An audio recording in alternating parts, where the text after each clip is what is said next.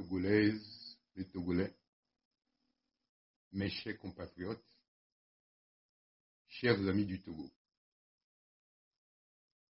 Il y a 2 semaines, je vous informais de ma décision d'assumer pleinement la plus haute charge de gouvernance politique que vous m'avez confiée par le suffrage et que vous avez exprimé sur ma candidature à une large majorité le 22 février 2020.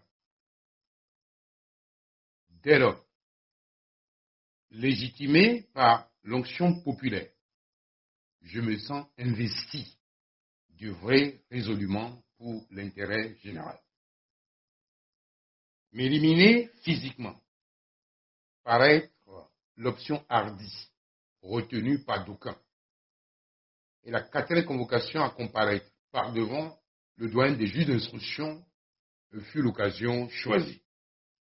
Comment se peut-il que la remise des couleurs nationales au candidat de la dynamique Monseigneur Podjoro au cours d'une messe d'action de grâce dite pour le succès de la campagne électorale puisse être perçue comme un acte constitutif d'une infraction criminelle? Comment se peut-il qu'un message rassembleur et pacifique adressé au FDS pendant la campagne électorale, message par lequel il fut exposé les grandes lignes de mon programme de société, puisse être considéré comme un crime? Enfin, il nous a fait grief d'avoir procédé à la nomination d'un Premier ministre entre la proclamation des résultats provisoires par la CENI et la confirmation par ceux-ci par la Cour constitutionnelle. En réalité, contestant les chiffres bidouillés et falsifiés par la CENI, nous avons pris cette décision afin que la personnalité choisie puisse, au niveau international, défendre notre gain électoral. La dynamique Monseigneur Podjoro, qui porta ma candidature au scrutin présidentiel du 22 février 2020, incarna une offre politique disruptive articulée autour du concret relativement à la trajectoire sociale, économique, professionnelle, éducative et vitale de chaque citoyenne et de chaque citoyen togolais. La victoire de la dynamique Monseigneur Podjoro ne fait l'ombre d'aucun doute en de nombreux esprits issus de tous les bords politiques.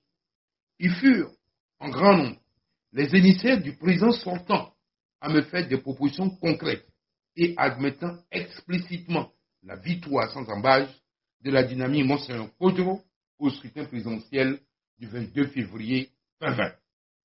Dans les rangs des formations politiques de l'opposition, y compris les plus éminentes, ils sont en grand nombre à admettre que la dynamique Monseigneur Podjoro a écrasé tous ses concurrents lors du scrutin présidentiel du 22 février 2020. Or, en même temps, la nature humaine étant ce qu'elle est, ces mêmes leaders politiques issus de l'opposition déclarent à nos oreilles: oui, vous êtes le vainqueur du scrutin présidentiel du 22 février 2020, tout en déclarant autre chose en public.